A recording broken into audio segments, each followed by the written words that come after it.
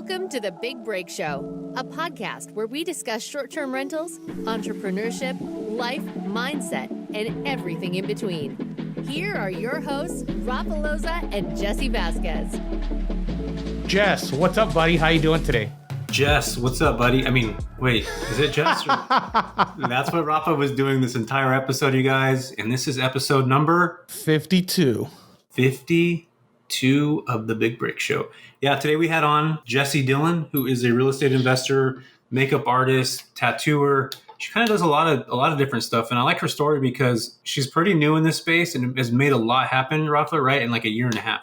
Like literally has changed her life in a year and a half and has a trajectory to do a lot. So, but yeah, Rafa was a little confused in this episode because there's two Jesses. And as I mentioned early on, two Jesses don't make a right. And obviously I nailed it with that, right, buddy? Dude, I was like, Jess, damn it. All right, you and her. That was it. It was like one or the other. I couldn't figure it out. I was confused.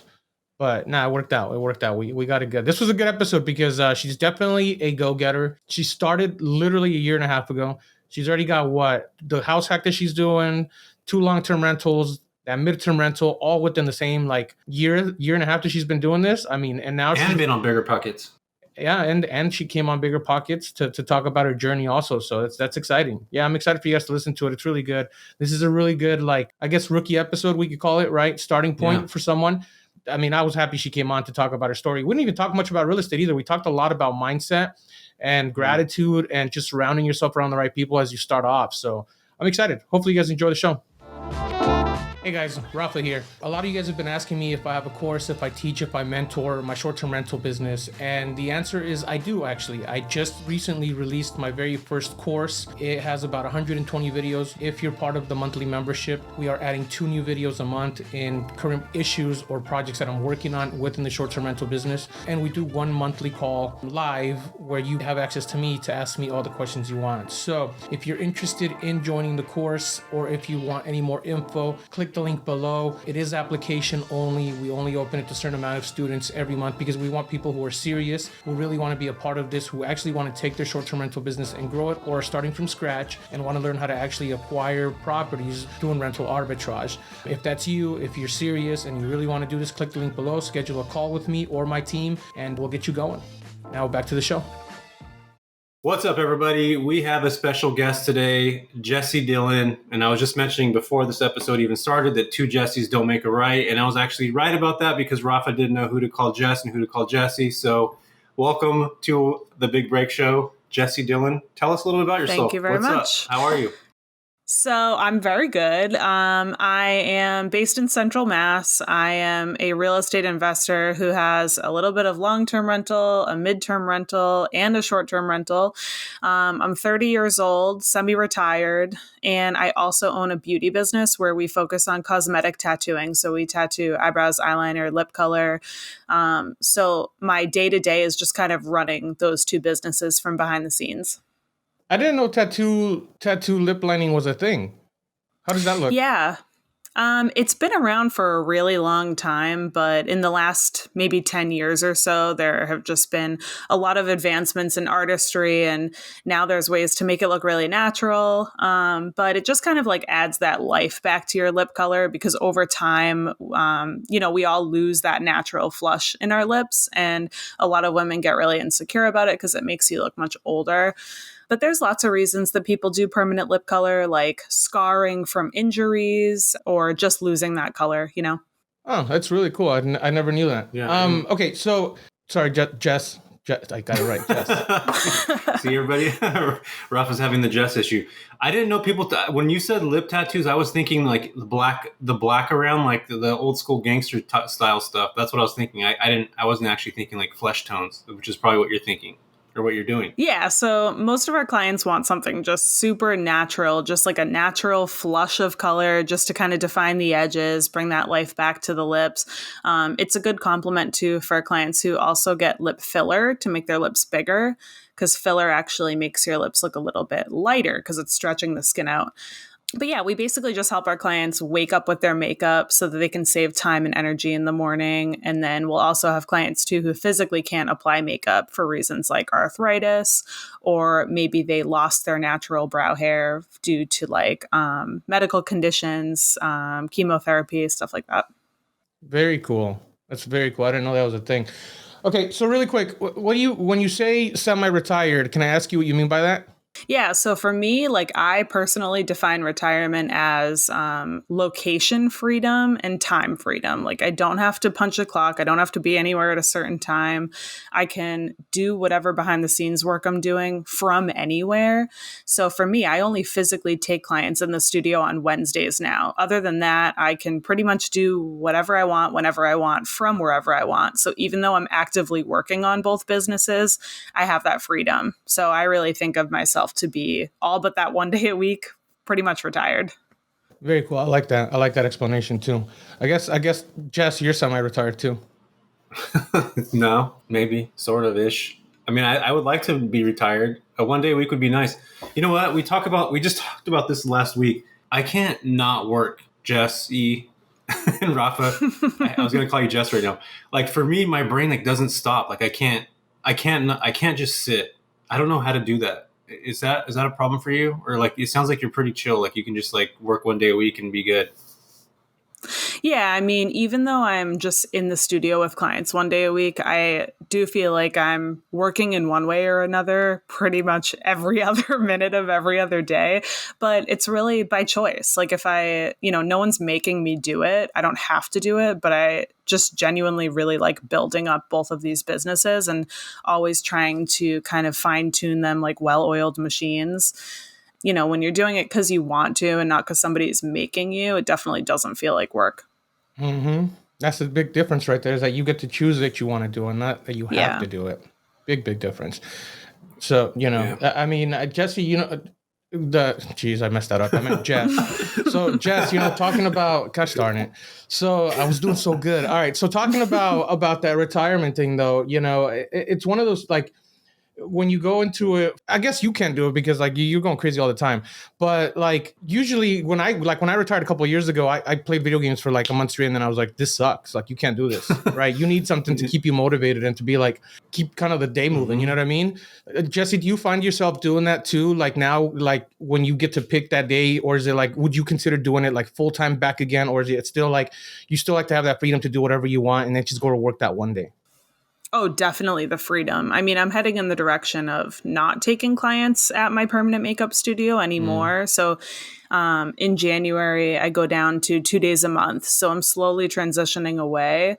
Having that freedom to me, like being semi-retired or retired, it doesn't mean not working anymore. If anything, you're probably going to work more than ever because you're just doing it because you want to. Before I discovered the whole real estate investing thing, I first discovered the FIRE community, and someone on a FIRE podcast had said, like, if retirement means no longer working, then none of us are retired. Like we're all working more now than ever because we are finally getting to work on stuff we just like working on. Yeah. What is a FIRE community? Can you explain that? I don't know what that is. Rafa, you might. So FIRE stands for Financial Independence Retiring Early. So it's, this sort of movement of people who are finding ways to retire early or non-traditionally. Most of these people I have found just aggressively invest in index funds. Like they jack their savings rates way up so they can retire in anywhere from, 5 to 15 years versus retiring at 65. Got it. Yeah, I think that's such a thing that like nobody thinks. Like I didn't think about retirement at all until like 7 minutes ago. Like literally, I'm just kidding. Like I didn't think about it at all. You probably, Jess, you're 30, so like you thought about this early. Like my 20s, and Rafa, I know you freaking didn't think about retiring in your 20s. Like it wasn't even a thought to me. I think it's so important that, and my dad would mention to me. My dad bought me the Dave Ramsey book when I was like 17, and was like, read this book. Like this is gonna be good for you. Like don't buy anything. Like buy everything cash and yada yada. That's the whole Mexican traditional way of doing things. But I guess what I'm trying to say is that I never thought about retirement at all. I think it's incredibly important to start thinking about that very early on, because you could be 30, Jess, just like you are right now. I'm calling you Jess now. and literally be like semi-retired. And it's just by things that you did probably 5 years ago that are like putting you in this process and this way to go. So now that I'm talking about that now, can we dive into like where you were born, where you were raised, and kind of go into the whole background of who you are? Yeah. So just to quickly dial back for a sec, like I didn't start thinking about retirement until about a year and a half ago. I didn't really have a plan until then. So, hopefully that excites anyone who hasn't really started planning yet and just shows them that you can achieve some pretty crazy stuff in a year and a half. But yeah, so I've always lived in Central Mass. I love it here. Born and raised like less than a mile from where I live now. Red Sox fan? I'm not really into sports, but okay, cool. It's all right. Just checking. Yeah, sorry. You're good. But like I kind of had trouble finding my way, like in my early 20s, and I tried college. I had tried just working full time, and I tried a few different career paths. I went to trade school. Like it was hard to find something that I really could picture myself doing long term. And I ended up going to beauty school. And from there, I was like, I don't want to do the whole like working on commission thing because I want to just go to work, get my paycheck and leave. I don't want that financial uncertainty. So I ended up getting a job for a big box beauty retailer, like a makeup store at the mall. And my job for them was training. So I would train all the new people on new products and how to apply makeup and how to, build a skincare routine and stuff like that. And it was really cool. I did it for like 5 years. I was really passionate about it. But ultimately, it was still just retail management. Like at the end of the day, I still worked at the mall. I still worked retail hours. And while it was like a fun, glorified mall job, it definitely wasn't something that I could do long term. There wasn't really a future in it. I kind of started to like make my escape plan. I was like, I like business. I think I can do really well just for myself. So I took a class on lash extensions, and then I took a class on permanent makeup. And eventually, like, it was time for me to just take this big leap of faith, leave my day job, and try and do my own thing. Just take clients doing these other beauty services on my own, rent space somewhere. And after I took that leap of faith, within a year, I opened my own place. And since then, that was 5 years ago now, I've hired a team. I've scaled back taking clients on my own. I started investing in real estate. So that's kind of how I got from, point A to point B. Yeah, that's awesome. I want to talk about the impact that your school had to do with you and the way your career is going right now with your beauty stuff, right? Because a lot of people come on here and they'll talk about, school doesn't work out, and there's a difference here, right? I mean, I guess because it's kind of like a trade, right? That you're doing. How did that impact you and affect you? Like, what are your thoughts behind the whole schooling system? It's funny you asked that because I actually was looking into those programs where you can get college credits for real life experience and work experience. Because I was kind of looking back now, like, based on what I've accomplished, like, am I eligible for a degree just based on that? Because that would be so cool, right? But, I had completed like one semester at a state school for communications. And what I learned in the communications classes there was really valuable. Like I do still use some of those lessons, but I am really fortunate now that I don't have student loans, and I don't wish I wouldn't go back and have completed that degree. But going to beauty school, it only takes a year, going either at night or during the day. And even though right now I don't really use that license anymore, it was a stepping stone. It got me in the door at that big box retailer, which then allowed me to, learn to do the services on my own, which then allowed me to open my own space. So like, it definitely got me where I am now. Yeah, that makes sense. And just so everybody listening right now, the makeup industry is enormous. It's like a $50 billion industry, like literally 50 billion.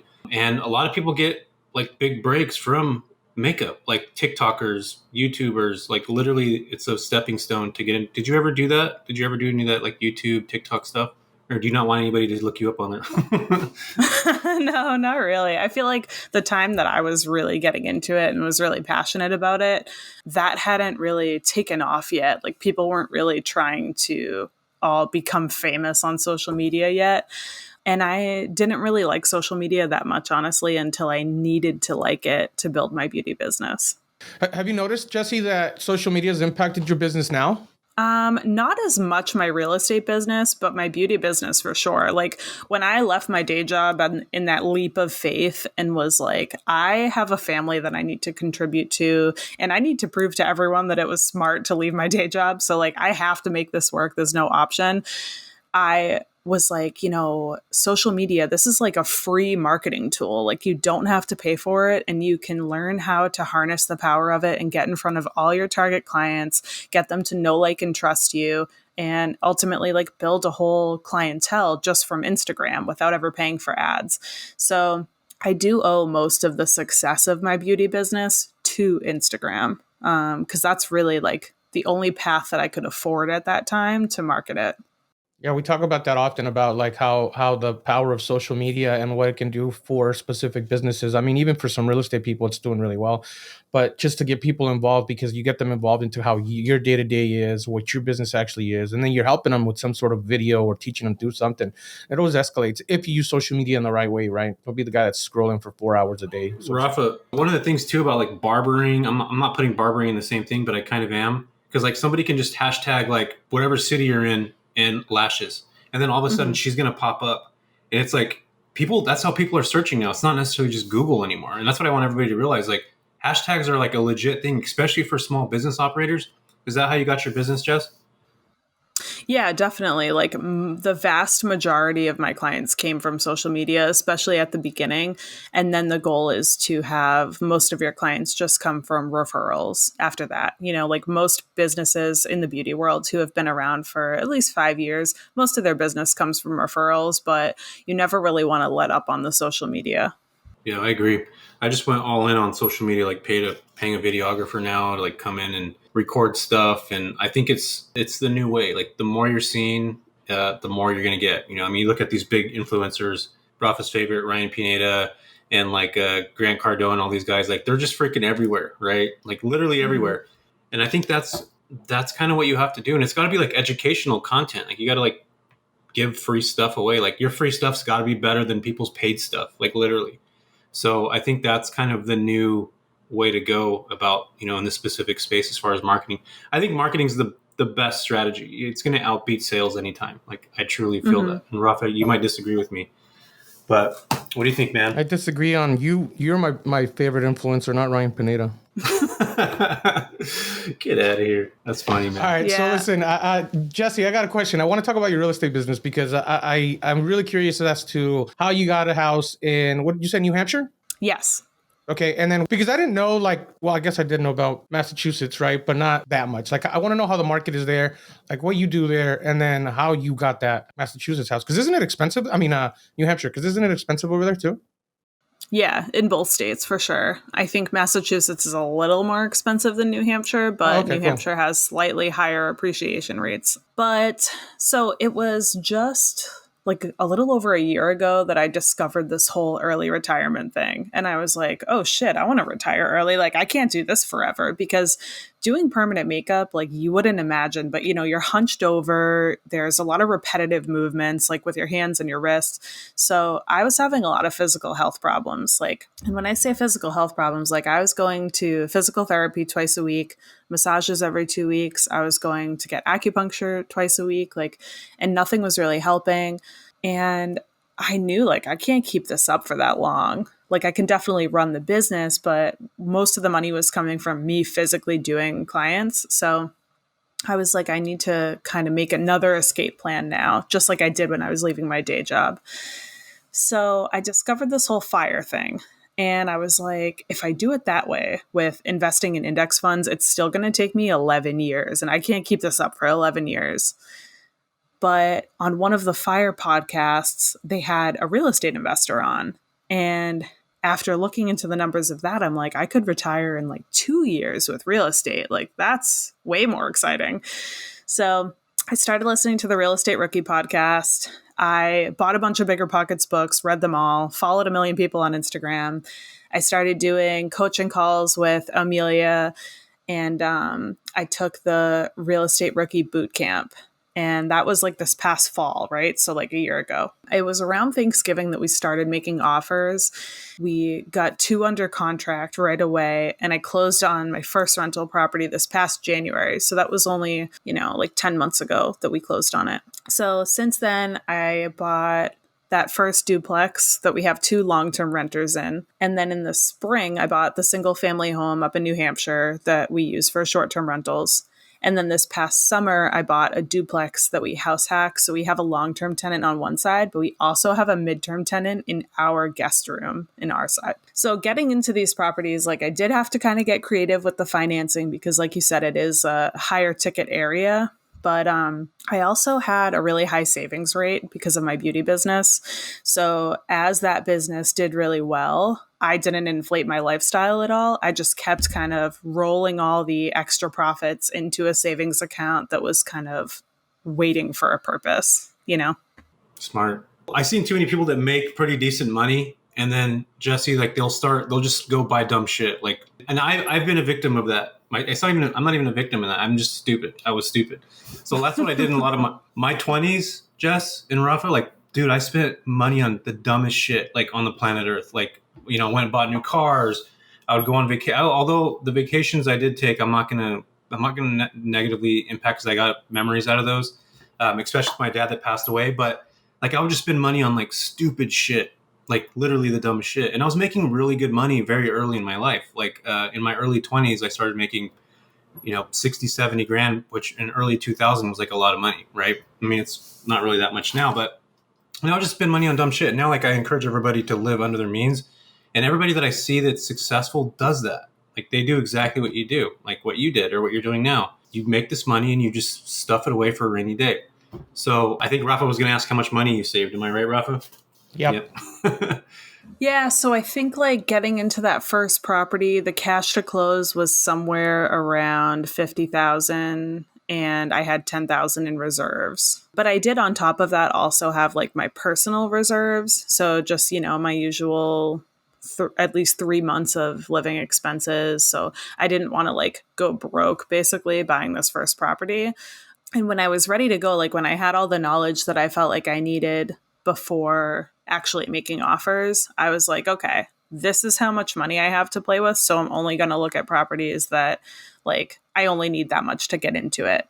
But I was able to put just 10% down on the first property because I got it pretty far below appraisal. And just with a certain type of loan that I was using, as long as I got it 10% below appraisal, like under contract for that, then I could put down just 10%. So that was kind of the only reason I was able to get into an asset worth, I think 420 is what it appraised for with that little amount of money. How'd you find it for 10% below appraisal? It was sitting on the market for like a month and a half or so. And at that time, that was really weird. Like it was a really nice house. So I'm like, this is so bizarre. Like, why has it been sitting for so long? So I went straight to the listing agent. That's one thing that already was working in my favor. I went straight to her. I really built rapport with her, like when I walked through the house. And when I made my offer for significantly less than it was listed for, I made sure to write out, like, here's all the math. Like, this is why this is the most I can offer. I'm not just trying to undercut you. Like, the house is great. Here are all the things that we love about it. I totally understand if this isn't reasonable for the seller, but like, I really, really want this house. This would make such a difference for me and my family getting into this. But like, here are the specifics as to why I can only offer that much. So I think that email and like laying out all the math is what, made the seller accept. That's cool.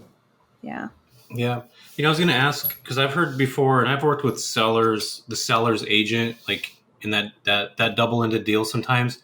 Like, I feel like I've been in the opposite end of that where I feel like it didn't help me at all. In fact, I think it made it worse because they knew, like they were like, real estate agents can be a pain in the ass. Like, I'll be very honest and straightforward. Like, there's some very small percentage of real estate agents that are super ethical and legit. Any real estate agents are going to slam me for this, but that's just how I feel. And Rafa, you could disagree or agree. Jess, you can disagree. Maybe we'll talk about that in a second. But I've been on the other end where I feel like I didn't get any help from the agent. So did you feel like you were full on, like this agent was like, okay, we just want to make this deal happen. We're going to take some of our cash that we're, the agent's taking part of his money or her money and giving it either to you or to the seller to make the deal work? I don't think the agent was like making any sacrifices or anything, but I think she was like, it has been sitting for a while. These are really nice people. Like, if you want this property to go to somebody who's really going to care about it and like respects how well you've taken care of it, like these are the people. I don't think I like got any special treatment or anything like that from not using a buyer's agent, but the benefit was that there was one less person in the way between me and the seller. So there was only one person that we were playing telephone with. So it was that much easier for me to convey to the seller, like, who I am, the type of person I would be to work with through this closing process, and like why I want the house so bad. And, that I'm like a stand-up person who really is going to continue to take care of this property that he raised his whole family in. Yeah, I think that could have made a big difference too, though, because you didn't have another person involved in there trying to do negotiations for you. It was just straight to the point. Hey, listen, this is me. This is what I can do. This is real. This is why. And here it is. Mm-hmm. Yeah. And I wasn't bagging on real estate agents. I know I'm going to get messages being like, Jesse's hating on real estate. I always get the, okay, hang on. Let's get into this for a second. I've dealt with a lot of real estate agents in my life, and I feel like they're just super freaking pushy. Like, and there's only like a select few that are truly not that way. Maybe they're the 1% that are actually really killing it, and they don't feel like they need to do that, or maybe they are. I don't know. But like, I don't know, man. That's just my thought process. I use one, and I've had a great experience with her. She helps me with everything I need. So shout out to Stephanie. I will say too, like there have been times when, many moons ago, before we really discovered real estate investing, when we were looking for a single family house for ourselves, and when I say we, I mean me and my husband, there was a time when we were using a buyer's agent and we weren't getting any offers accepted. And I'm like, what is the deal? Like, these are really aggressive offers. I don't know like what the problem is. And I had actually gathered from one of the listing agents who was friends with a family member of mine that the buyer's agent we were using was rubbing a lot of people the wrong way. So like, unbeknownst to me, like using the buyer's agent was actually kind of hurting us. So yeah, just the whole like game of telephone with a million different cooks in the kitchen, I'm not really into it. So whenever I can go straight to the listing agent, I like to. Yeah, I agree. I think there's some positives in that, and that's what I just did on a recent purchase that I got. And I think he gave some of his commission to me and to the seller, and then we used that to buy my rate down, which is good because it was like $10,000. So we bought my rate down from 7% to like 5.5 right now, like literally in the last 30 days ago. So like you can still get awesome. You can still get these really good deals on rates, but you got to negotiate terms. And if I didn't have the seller's agent, I probably wouldn't have been able to do that. Actually, I know I wouldn't have been able to do that. So it kind of worked in my favor. But again, it's like, I think it's a double-edged sword because at the end of the day, a real estate agent's always going to lean more they're going to lean on the seller side because that's where the commissions come from. They come from the seller, right? So they're going to care more. And this guy was super transparent with me. He told me that. He's like, hey, look, like, yeah, I get it. You're an investor. Like, I want to work with you, but I'm just letting you know now that he's kind of biased towards the seller. She's like, whatever you want to do, like, obviously I'm going to help you, but just letting you know this is how it's going to work. And I like that because he was super transparent. He wasn't bullshitting me. He wasn't like beating around the bush with stuff. He was very open and transparent. Again, a lot of times you don't have that with agents or even loan officers and all this other stuff. It's so competitive. These markets are so different. And it's just like, you never know who's the right person, especially if you're like investing out of state. And Rafa, you're lucky that everything you bought was local because you know that person here. But like, imagine if you're like buying outside of your market and you're just going on BiggerPockets and finding like an agent. And because I've had situations like that where it just didn't work out, where I was trying to buy like in Memphis and an agent would just like, it didn't work out. You know what I mean? So I guess there's different types of agents. You got to talk to multiple people. I mean, I bought the place in Milwaukee, no issues. Yeah, but you got a referral from Sean probably to refer somebody to you, right? Exactly. Got to talk to multiple people. Yeah, so that's what I mean. You gotta have the network already in place. Yeah. We actually really lucked out with our last purchase because the listing agent was also the person who flipped it, who was also the owner. So when we reached out to him and like toured the house, it was literally just the two of us. Like there was nobody else involved. There were no other like realtors or anything. Like it was me and it was the seller. So I think that was a huge reason why we got that offer accepted too. Because it was still a competitive market and yeah, it was priced high, but we saw the value in it. And this is for the same house that we're talking about? Yeah, this is for the house hack that we just bought in August. Gotcha. That's cool. How do the numbers look on your house hack? Can we talk about that for a second? That's what I was going to say. So the house hack, it was listed for $590, and we were like, yes, we totally see the value in that. It would work for us. So we offered that, and we got $12,000 in closing costs covered by the seller, which was cool. Because I actually use a lender that is a little bit more expensive. Like their closing cost, like their points, closing costs are a little bit higher, but I really like them because they really like work with a sense of urgency, answer immediately whenever I need them. So it's worth it to me. But it's in a really, really nice neighborhood, like a super nice small town. It's right by the park and the pond and like this walking path. So it's like an amazing place to live. Our mortgage for this house is $38.50 a month, and that includes principal, interest, and escrows. And for the long-term tenants on the other side, I think her rent is $2,100. And then for the furnished guest room that we rent out to midterm tenants, that is $1,700. So our mortgage obligation of that $38.50 is just $50. So we love that. That's awesome. Wow. Prior to moving into this house, we were living in a 2-2 apartment, which was totally fine. Like it was exactly, enough space. Like it was just what we needed. But, we weren't getting the tax benefits that real estate investors get. We weren't getting debt pay down. We weren't getting appreciation. And our average monthly cost of living for, the rent and utilities was about $1,850. Our cost of living for like our portion of the mortgage and utilities in this house last month was $780 or something. So we actually took like $1,000 off of our monthly housing costs, and we get to live in this way better house, and we get debt pay down, appreciation, and tax breaks. For your midterm rental room, is that in your house? Yes. Okay. How does that work? Like how do you do that? So we have 4 bedrooms and 2 full bathrooms in our side of the duplex, and we don't need all that space. Like we have, 2 extra bedrooms. So one of them we just keep like as our own personal kind of walk-in closet. But the other one, I was like, I can either make this an office or we can severely reduce what we pay towards our mortgage. And my husband's an electrician. He has a day job, but then he also does side work, and he's really into jujitsu. So he's at the gym for like multiple hours every night. So he's not home a lot. My daughter, she's in high school. So she's like at school during the day, and she'll do sports or like hang out with friends afterwards. And she just kind of like does her own thing. Right. So we're not using the shared spaces a lot anyways. I couldn't care less about having a roommate. I like the hospitality piece. And it's so worth it to be able to take our cost of living down to have that midterm renter in here. So the tenant that we have right now, she works regular hours, like 9 to 5 at a hospital about 45 minutes away. And it works out really great. Like when I made the listing, I was really specific about like, here's what I do, and here's about how much I'm home. Here's what my husband does. He's home about this much. And, this is our daughter, and this is what she does. So going into it, she kind of knew what to expect as far as like who's home when. And I think that helped. Do you guys like have conversations and stuff, or does she keep to herself in your house? Oh, no, we'll like hang out in the living room together. And I do not cook. I'm not good at it, and I don't like it.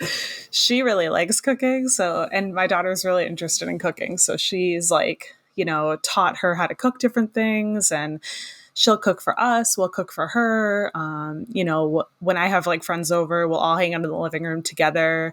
So, and like she's gone to my daughter's sports games. So she's like Very an extension of our family. Yeah. How long is she there for? October 7th through January 13th, I think. But if she chooses to extend, like, of course, we're happy to extend her.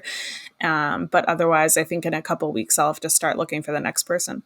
Yeah. Did you find her on Furniture? Like, what's your route for midterm renting? Like, are you on Airbnb? What's that look like?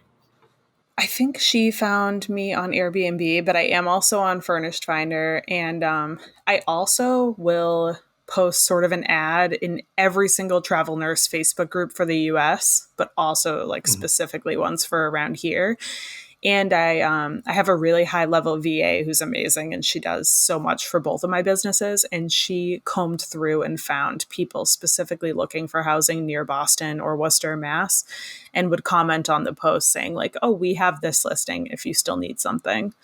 But ultimately, the tenant that we have now, we found her on Airbnb. Yeah, you know, I have a student or an old mentee of mine that was in Worcester. How do you say that? Worcester. Worcester. Worcester. And dude, Yeah. that guy, he has probably 15 units now, and he got a contract with the hospital there, and then got a contract with a couple agencies, and he's like fully booked all the time. So that market there is extremely profitable, and there's also a ton of clinicians that are. Have you noticed that? There's just a ton of clinicians coming into your market. Yeah, I mean, Massachusetts in general, but specifically Boston, is like a major hub for all things medical. So there's really no shortage of traveling medical professionals coming here. But it's also very, very expensive to rent. I had seen someone posting in one of these groups saying that she couldn't find any housing at all in Boston for less than $6,000 a month. So she ultimately had to rent in Portland, Maine, and commute 2 hours to work in Boston. So people will always say, like, you know, there must not be that many potential midterm tenants who want a shared space. And I'm like, yeah, but there's not a lot of affordable options around here. So there are lots of people who want to save, and they are willing to do a shared space to save that much. Yeah, same thing down here in SoCal. Yeah, so everybody that doesn't realize this, all travel medical professionals get a per diem pay, and that per diem pay is non-taxed. I think I might have said this on the show before. And a lot of the clinicians, if they're traveling by themselves, they want to save money. So like getting a property or staying in a place that has other clinicians or a family, like they're only paying $2,000 or whatever it is. Just like Jess mentioned right now, like there's a lot of those potential clients that just want a place to crash, sleep, and, you know, have conversations with people. Because clinicians, the one that you're working with specifically, is lucky to have a 9 to 5. Most of them are working like 7 a.m. to 7 p.m. or 7 p.m. to 7 a.m.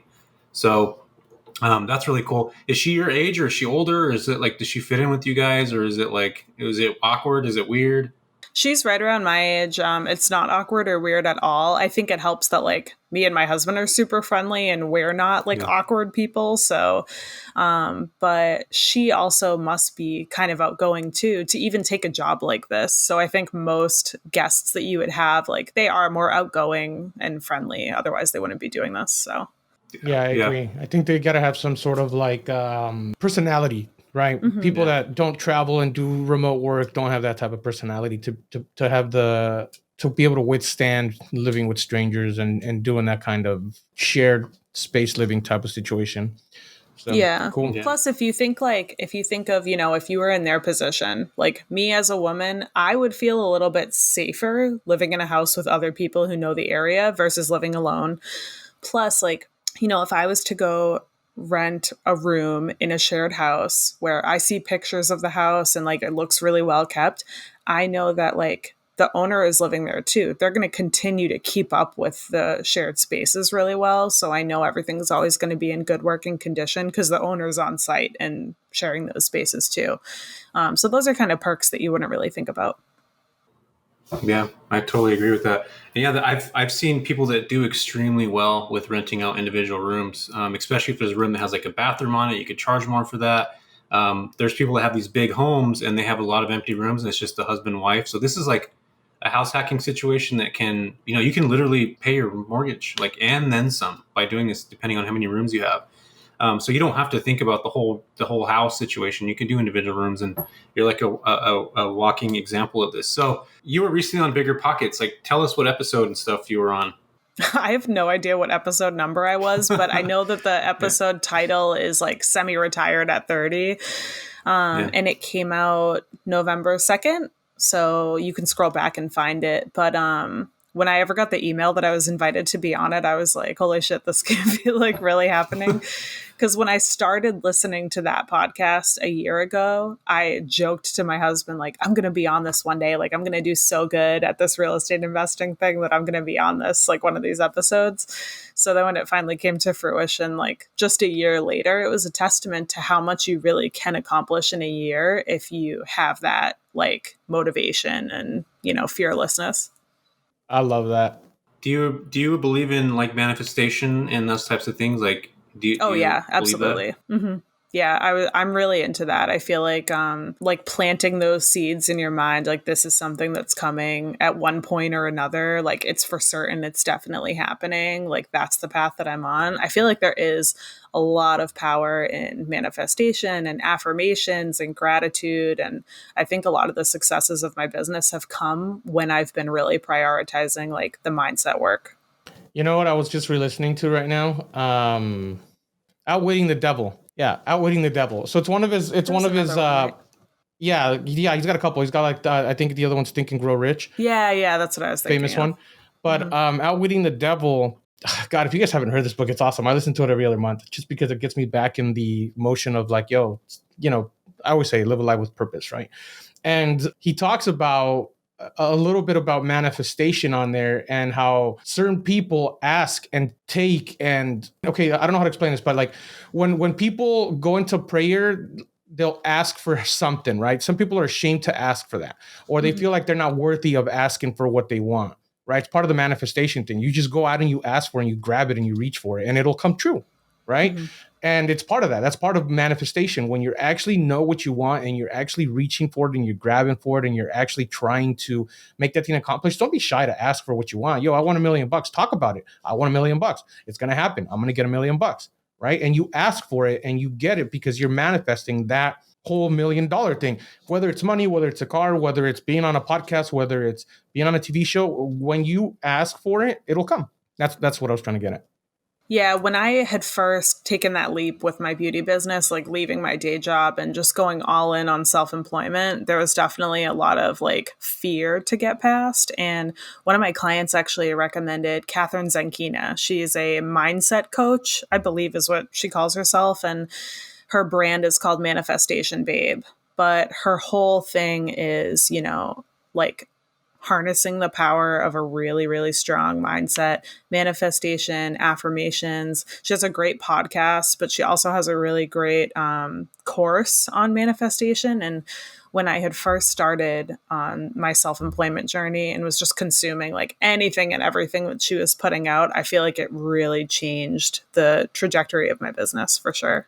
Well, you start looking at things differently too.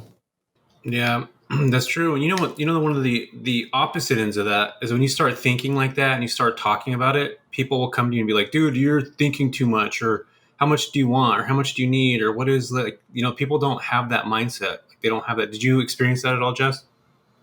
Yeah, I mean, I think as I have been on this journey for the last, 5 or so years of entrepreneurship, there have definitely been people in my personal network who have been of the mindset of like, why can't you just be happy with what you have? Like, why does it always have to be more? Why can't you just stick with what you have that be enough and be comfortable? But I think comments like that just come out of like genuine fear and concern for the people that you love. I don't think it comes from a negative place, but I do have to really be conscious of like not listening to that and being like, I am super, super happy and grateful for everything I do have, but imagine what I could do for the world around me if I had more. Yeah. I think that mentality is really good. It's really hard to have, like, I have a lot of my friends, and my friends right now are probably gonna be pissed when they listen to this.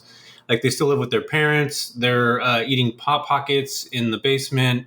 And just like, if I didn't have kids at the age of 20, I probably would be working in a surf shop right now, like, or a skate shop. Like, that's probably what I'd be doing. I'm not even kidding. So they kind of like fast forwarded me. But I know that when I talk about things that like I want to do or accomplishments, I'll have some of those friends that are just like, dude, like, what else do you want to do? Like, you have this great life and whatever and yada, yada, yada. But like, really all it is a mind shift, like a mindset that's like the goal setting that I want to be better than what I've been. I want to be able to provide for more people. And I think that mindset is it's an abundance mindset, but it's also very limiting for a lot of people. Like they just don't think that way. Everybody that we've had on here, Rafa, and you can attest to this, like when we ask what their big break is, or we ask like what actionable steps, like this stuff is not rocket science, you guys. It's not like these, like, it's literally just believing that what you do can be accomplished. And just like what you said just a minute ago, like you saw yourself already on BiggerPockets. Like most people, 1% of people are actually going to like think that way. And I think that it's a mindset kind of thing. You just have to like program yourself to think that that's going to happen. Right, Rafa? What are your thoughts on that? I agree with you 100%. Yeah. Like I just went and watched Pace Morby talk. He did a little thing last week in Fresno, and listening to all these high net worth people talking about what they do, like everybody said the same thing. Everybody's talked about literally the same thing, just in a different way. And those are things that Rafa and I have talked about, people that we have on the show talking about. So it's not rocket science to get this way. And it all comes back to what you think about yourself, where you expect to go, your thought process in like, how do I get there? And then implementing small little things that you do on a daily basis to get what you're looking for, go after what you're getting. And I think that's truly what it is. And it's surrounding yourself with the right people too. Like, I think that's extremely helpful. Wouldn't you agree, Jess? Yeah. I mean, they say like, whatever you think about yourself, you're right. And it's so true. Yeah. Like, if you think that you're a loser and you're broke and like, there's nothing good in your future, yeah, that's exactly what's going to happen. But if you think that you're going to be on the BiggerPockets podcast in a year, then that's probably what's going to happen too. And it's not comfortable to be like sitting there and writing out a page of affirmations. Like, yeah, it feels stupid. It would look stupid if somebody else watched you do it. But the proof is in the pudding. Things just pan out differently when you do it. It's like going to the gym. Sometimes you look stupid while you're there. You don't really love doing it. You might feel dumb, but you're doing it because you want the end result. And I know that if I write my page of affirmations and if I write my gratitude list, and if I'm always saying to myself as I'm driving in the car, like, wow, I'm so grateful for this and I'm so grateful for that. Yeah, it feels silly sometimes, but I want the end result so bad and I see that it works. And like you said, surrounding yourself with people who are doing what you want to be doing and who are like a couple steps ahead of you. Sometimes it's a little tough on your ego and it's not always that comfortable, but you really are a product of the people you're surrounding yourself with. So if you're surrounding yourself by people who, complain about inflation and are like not really going anywhere year after year, then that's where you're going to be. Like, you're going to make sure that you don't outgrow those people. Like eating Hot Pockets in the parents' basement, that kind of thing. Unless you want to do that. If you want that for yourself, like if your life goal is to eat Hot Pockets in your parents' basement, that's totally fine. So surround yourself with those people.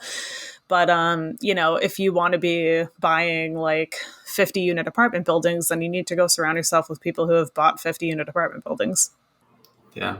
I totally agree. And, go back to the gratitude thing. Like, this is something that I learned very early on in my life. Like, my mom would always tell me, like, what are you grateful for today?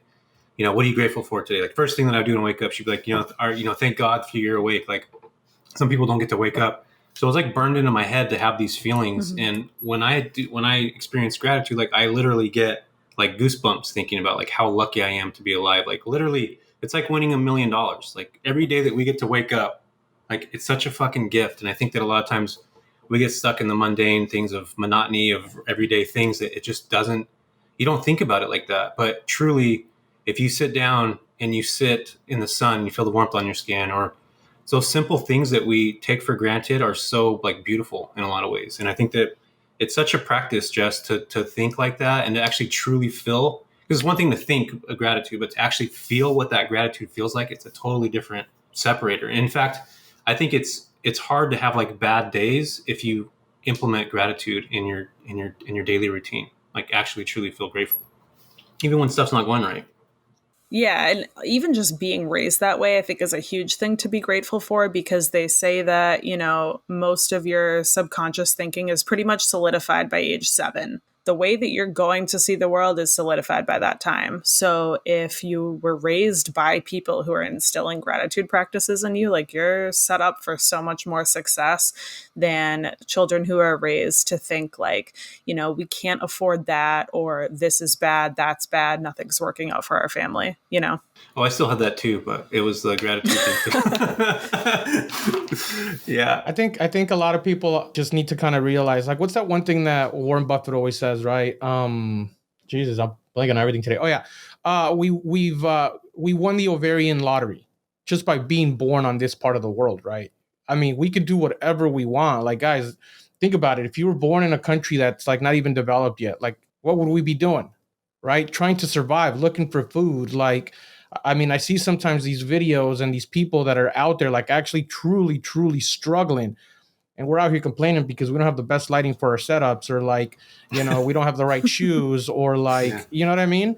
And so when you surround yourself and you're grateful for what you have and you put yourself in perspective, it's like the whole universe comparison, right? You're one tiny speck of dirt in the universe. Your life doesn't matter. You know what I mean? It doesn't. Because in the grand scheme of things, it's minuscule, it's little, right? Be grateful for what you have and be grateful for what you're doing and be grateful for where you're going and for what you're asking for. You know what I mean? And being in that mindset will always bring, it's the abundance mindset. It will always bring what you want. It will always bring you that happiness. You see those guys that are super successful with billions of dollars, but they're never happy. Why? Because they're just never around that mindset of like, yo, I'm grateful for what I have. They don't know how to appreciate it. So, I mean, before we get all deep and into this whole like gratefulness thing, it's kind of like you gotta understand in comparison to what you've done in your own personal life. A lot of it has to do with comparing yourself. That's why they say, that you're around the 5 people like we've been talking about, because you compare yourself to other people and you always want to do better than those people. Right? We're reactionary creatures. We react to what other people around us are doing. If my top 5 friends are out partying every weekend, I'm going to go party with them because that's what we're reactionary to that. Right? But if my top 5 friends tell me, hey, I don't have time because I'm out here running numbers, I'm investing, I'm looking at property, I'm going to want to do that because the next time I hang out with them, I want to talk about that. Mm-hmm. Right? So we're reactionary creatures to all that. We got to be mindful of that. And it comes down to not comparing yourself to other people, but comparing you to your own self or your prior self, right? Like me, I look at myself all the time and I go, man, I need to do more. I'm not doing enough. My mind's going 100 miles an hour all the time. Like I don't even sleep sometimes because it's going crazy. But when I compare to what I've done over the past year, it's like, holy crap, I've done really good. We've done a lot of good stuff, right? And that just comes back from being grateful, having the right people around you, and having the right mindset. It's a constant work that you have to work at. I mean, I do this every single day. Right. I did the affirmations for a long time. I don't do it anymore, but I still, maybe I should, Yeah, no, I think just like at the end of the day, if you are wanting to do this like big elusive thing, like invest in real estate and like make all these big purchases and whatever, or if you want to be self-employed in any way, build a business, like, start this entrepreneurial venture, the mindset work is a non-negotiable. Like it's the thing that is the most uncomfortable to do, but everyone who's doing what you want to be doing has done it. So you just kind of have to have that piece integrated. And if you don't want to do it, then it's probably going to be a lot harder to succeed. Or even if you do succeed, it's going to have been this uphill battle and you're still not happy. So it's kind of just a non-negotiable piece of the puzzle, and anyone can do it too. I think there's lots of people who are like, oh, I just, I have so much trouble believing like that stuff. And it just doesn't come natural to me. Well, it doesn't really come natural to most people. Like anyone can learn to adopt this mindset. It's just a matter of whether or not you're actually going to do it, which most of entrepreneurship is that way, right? Like anyone can do it, just most people won't do it. Like everything that you could say, oh, I would love to do this or that. Well, less equipped people have done it than you. So it's not a matter of whether or not you can. It's just that most people aren't going to actually do the work. So yeah, you can give somebody a script, like literally everything to do. Like here's how to be successful. Here's like step A, step B, step C, step D, and like literally only a percentage will do that. Literally, yeah. Like can have the whole blueprint, just hand it over to them. And it's crazy to watch that. Like Rafa and I have had these conversations where I've had like students where I'm like, man, everything's like there. I want to help them be better. Rafa's like, dude, you got to like let people figure their way out. Like you're giving them the tools. Now they got to go do it. And it's like, it's hard to understand that, like that mindset with people sometimes. But you're right. It's like not everybody's going to do it the way that they should, or at the end of the day, it goes back to whatever they're put into it, So mindset's literally the most important thing when it comes to entrepreneurship, I feel, because it's like you're trying to figure shit out. You don't know what you're doing all the way. You're trying to navigate through the hoops. You're working way more than you ever thought you would, even though people say like entrepreneurship is great and whatever. Like, dude, you're working a fucking lot. Like, anybody that tells you that is lying. Like, that you're not going to be working a lot is lying. In fact, you're going to be working probably more than you ever have. But just like you mentioned earlier, Jess, you're going to be doing stuff that you love. So it's not like you're actually working. Yeah, I think Layla Hormozi posted on Instagram kind of recently that she works like 16-hour days. And she actually outlined like, this is what my days look like, but I don't really feel like I'm working that much because I just love what I'm doing. And I'm like, damn, 16-hour days. I don't know about that, but I get the sense of it. It's true. When you do things you like sometimes I consume myself in this and I'll work and I say, I only work 1 or 2 hours a week. But then sometimes I'll consume myself and I'll work a long time. And it doesn't seem like I'm working because it's kind of like what I enjoy doing, right? But there's also times where I don't even want to look at this stuff and be like, don't even talk to me about this right now for weeks on end, because it's like, just deal with it, And when I say that, I mean like to my team, like deal with it. I don't want to deal with this stuff in my short-term rental business, so to speak. Yeah. But I don't know about the whole like having to be that involved. As long as you do what you love and you're putting in work and you're doing actionable steps to keep moving forward, I think everybody will be fine, right? Everybody lives a different lifestyle. Some people are happy with their life the way it is. They don't care. They don't want to do anything else. Some people want to grow. Some people want to be different. Sometimes we got to look at those perspectives. Anyway, so Jessie, we're getting to the top of the hour, and I want to touch on our big break segment, being that this is the big break show. We want to know, what was your big break, whether in life, investing, like what was that big break that got you to where you're at today? I think my big break was when I ditched my day job, like when I left my job in big box beauty. So there was one summer when I got engaged, I moved, I became a parent overnight, a full-time parent. I got married, I moved again, I totaled my car and had to get a new one. And this all happened in one summer, within like a couple months. And all of those things together made me realize, like, I have this new life. I don't want to be in retail management. Something has to change. I have these other skills that I can use. I think I just need to go all in. I think I just need to like pull the trigger, take this leap of faith, leave my job, and just make it work on my own as a like independent beauty service provider, right? And I think it was taking that leap. Like, that was my big break. I mean, of course, there was a lot of fear involved at that time, but luckily for me, like I had the support of my partner. Like, he has always had faith in me that no matter what, everything is going to pan out. Like, it's always going to be fine. Even if money's a little tight at a certain time or whatever, like it's always going to be fine. And that just proved to me that like entrepreneurship is for me. I do well under pressure. I can always figure it out.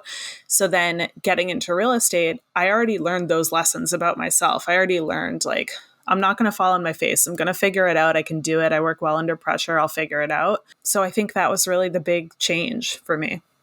I love that.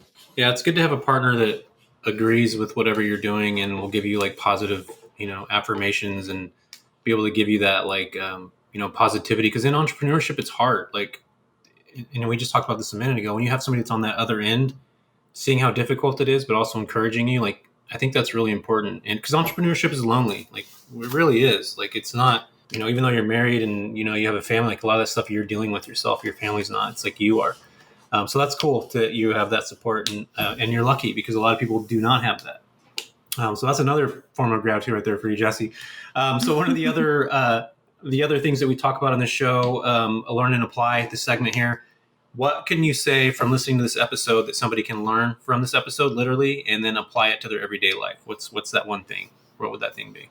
I think what we were talking about with, how you are the sum of the people that you're around the most, like take inventory, write a list of the people that you spend the most time with or that you spend the most time talking to, and take inventory of that list. Like, if somebody else was to look at that list of people and look at what's going on in those people's lives, what are they doing? Would that be an accurate representation of what you want to do with your life? Because if not, then maybe you need to reevaluate the people you're spending your time with. I do a really cool exercise with that. It's called the 5Fs. I think we talked about that, right, Jess? Yeah, we did one time. I was You got it looking right. up for this book right here, but it's what matters most. Find your focus with the 5Fs. What are the 5Fs? No, okay, so it's faith, fitness. Write these down, guys. Family, friends, and finance. The 5Fs. I actually got this book at my mastermind. It's really good. You guys should read it. What matters most. But it talks about that and being around your circle. And this has a little work sheet in here somewhere where you write down. It's talking about the reason I brought this up, Jesse, is because you're talking about taking inventory, and you work out like your 5Fs and how much time you spend on that focus, right? Your friends. How much time are you spending with your friends, and who are the top friends that you're spending time with? How much time are you spending with your family? Who's the top family members that you're spending time with? How much time do you spend actually analyzing your finances, right? And how much are you actually managing it, right? Fitness. Like, how often do you track your goals? Do you track your workouts? Do you track your weight? Do you track your meals? You know what I mean? All of that stuff. And then faith. Faith is huge. Faith is not just religion. It's also having to do with the mindset thing that we were talking about, right? The gratitude thing we were talking about. That's a big part of it. And so how much time are you spending on that part of your life in faith where, you got to have a balance between your faith side of things, right? In comparison to like your actual physical and in comparison to like your actual monetary, right? Which is the 5Fs. It's the 5 most important things that actually matter in your life. I wanted to bring that up because I know last time we talked about it, I didn't give the Fs in there because I always forget them. But it's a really, really good thing to do to keep accountability of everything that you're doing. So that's a great step. I appreciate you sharing that. Yeah, and something quickly too that like people kind of forget is, when you think of who do you talk to the most, who do you surround yourself with the most, you forget to think of like what content you're consuming online. So like I know for me, especially as someone who's self-employed, I am using my phone a lot for work-related things, but that does translate to a lot of time on social media. If everyone you follow on social media makes you feel like shit about yourself and your life and what you're doing, or makes you feel complacent, like that's just as bad, then maybe you need to take inventory of who you're following online. Because I like to follow all people who are maybe like 1 to 2 years, maybe 3 years ahead of me with real estate. That's what I like. I don't really draw inspiration from people who are like 10 years ahead of me. Like that just makes me feel like I'm not doing enough. But if my feed is full of people who are like 2 years ahead of me, that I think is really inspiring. So that helps me, that pushes me along. Yeah, it's a big deal. I'm glad you brought that up. A lot of people don't realize that social media impacts our lives drastically, and having the right people in that circle of social media is a big deal also. You want to have people that inspire you only on there, not people that are, I follow like cooking stuff because I like to see people's food. But like on top of that, like anybody that motivates me or helps me drive myself forward in terms of like mindset, real estate, like all that investing stuff is just people who I follow on social media. And it's not a lot. I keep it small, right? And obviously my close friends and family. But other than that, you don't want to have like random TikTok videos of people dancing and all this other nonsense that's really not going to help you. Yeah.